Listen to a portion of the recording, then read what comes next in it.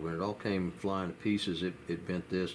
It bent, this was straight, pointed out like my finger is. It wasn't, it didn't have a curl to it. It had bent really severely right across the weak place, which is the screw opening. And it's also tipped, this needs to be tipped a little bit back that way, rotated, because when you screw it in, the trigger hits the inside of the trigger guard. So I've got to shift this whole trigger guard back. I've got to bend it right here to do that. So, and I don't think this requires the license of a gunsmith, so I don't mind putting this on YouTube. But when I get done bending, I had this kind of a dull red yesterday when I bent that curl back in there. But this will have to be re-blued, and then the owner said he could do the bluing on it. So I'll polish up all these little taps and dings I put in it and get it. It's the engraving starts here to here. It's got a little bit of an engraved edge on it right here. So we won't mess with anything that's where the engraving is, but from here out I can buff that down and that can be re-blued.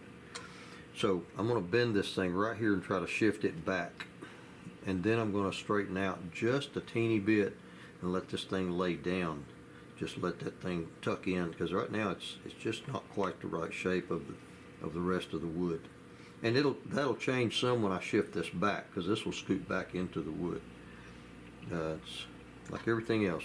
It's a process.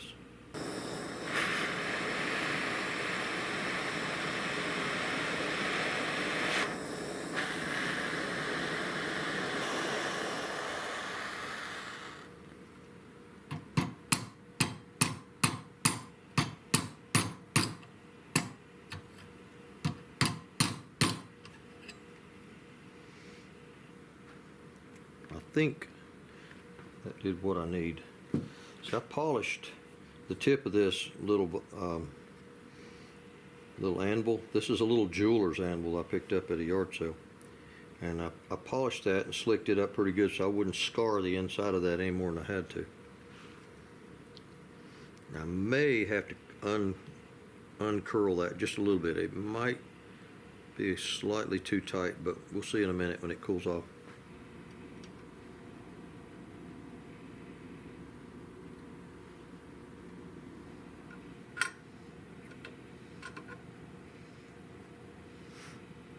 Okay, that gave me clearance here on this back trigger. Even when this is inserted and goes down a touch, it won't go down but about maybe a 30-second right there, but that gives me clearance on my back trigger, which is probably close to the original dimensions of it. It looks like it bent this out of center. It looks like it's got a little bit of a wowie, but I think I can heat that right there and twist that back around. I think it's pretty close actually, but bending that right there did the trick to give me clearance, and then I reshaped this right here to I think whenever I relieve all this, that this will go in with that screw pulling it in. I think it'll probably lay down like it should, I think. And if I have to, I can heat it and curl this just a little bit less, just flatten that out some. But I think it's pretty close. All right, I've got this this guard bent. I bent it right there, a little bit right there, and a lot right there. It was just flat out, and it's pretty much in shape. The reason this is sticking up is it's hitting wood down here I've got to mill out, but it's pretty close now. I've got to reshape a little bit of this. There's a burr right there on the edge of the metal. I don't know what exactly hit that, but I need to do some filing and some sanding on this trigger guard, and the customer said to go ahead and reshape this and heat it to do that, and then he would take care of re-bluing and everything himself. So I'm thinking that I may have to flatten this just a teeny bit right in here to let this go down. But I'm also thinking that maybe just the pressure of the screw pulling in here will pull it down. First I'm going to reshape this and clean this up, and then I'm going to mill this out, because if I mill it out to this shape and then I take that off, it's going to be a gap. So first I got to work on the trigger guard, on the metal.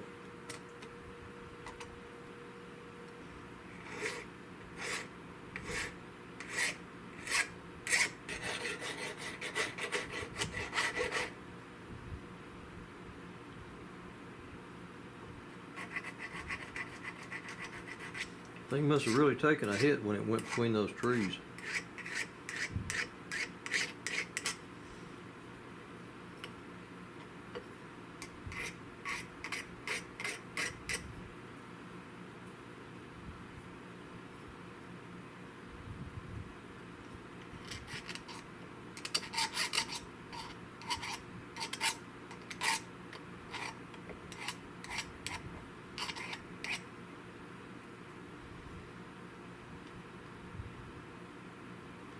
That's close.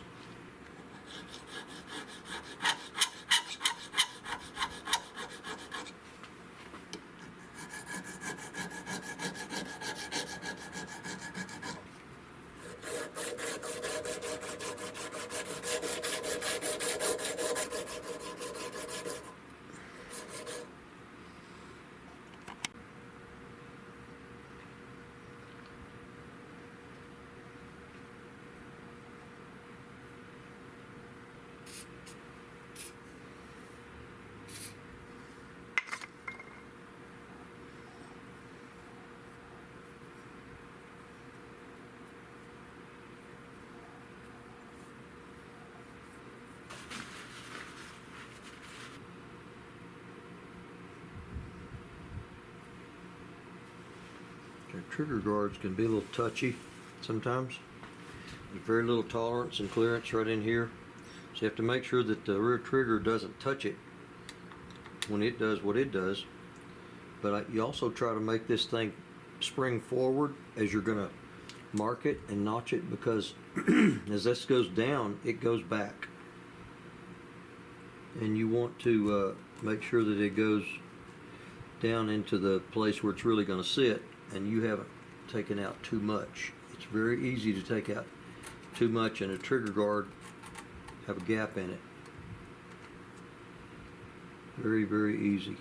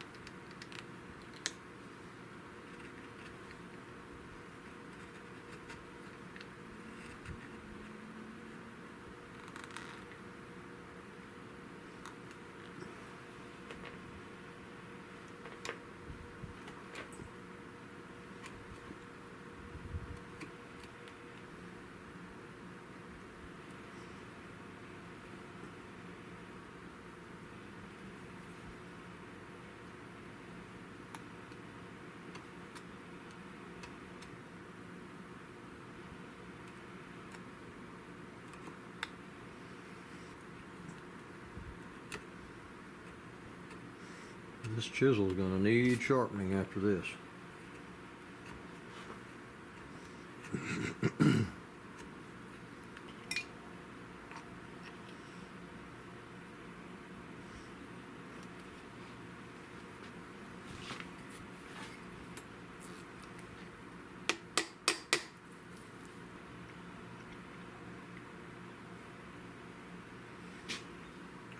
Can't really see where it's touching. I may have to put some smoke on that. I'm going to deepen out this point first, and then I'm going to try it again, then I'll smoke it.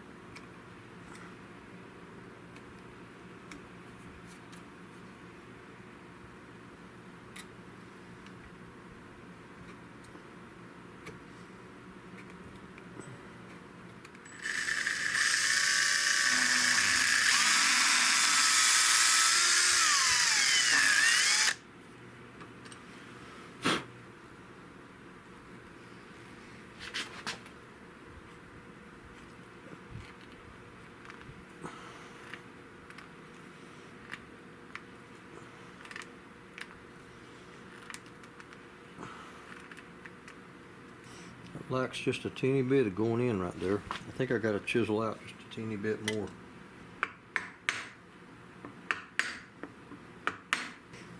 That should mark the spot.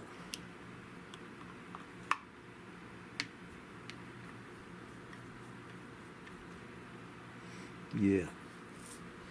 Now that marked a little line right there. Get that out, that thing should lay down.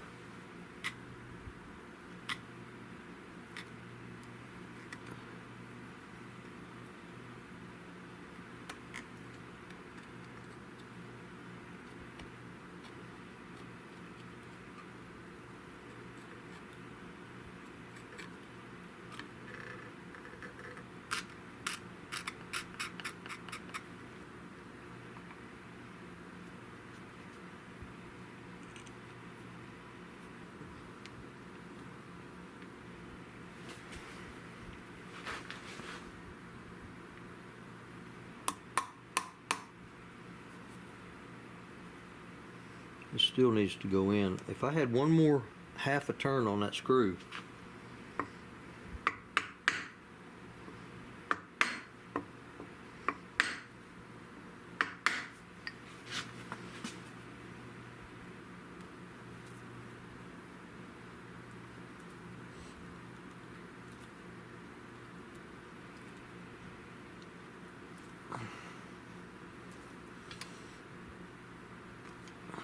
the only problem is that screw is made to fit in one place and one place only.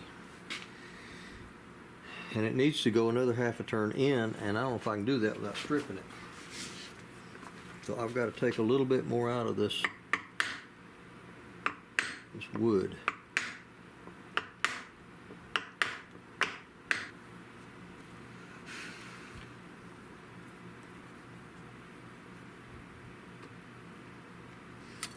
Can't really tell where it's hitting.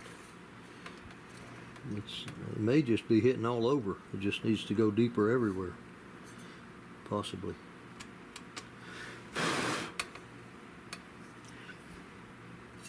That's what I'm going to do. I'm going to take about another, I don't know, 35 thousandths all over.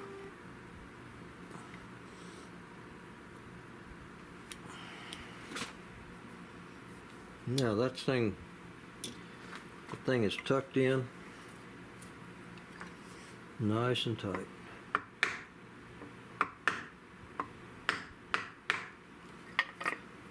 Slick. Slick as a mole.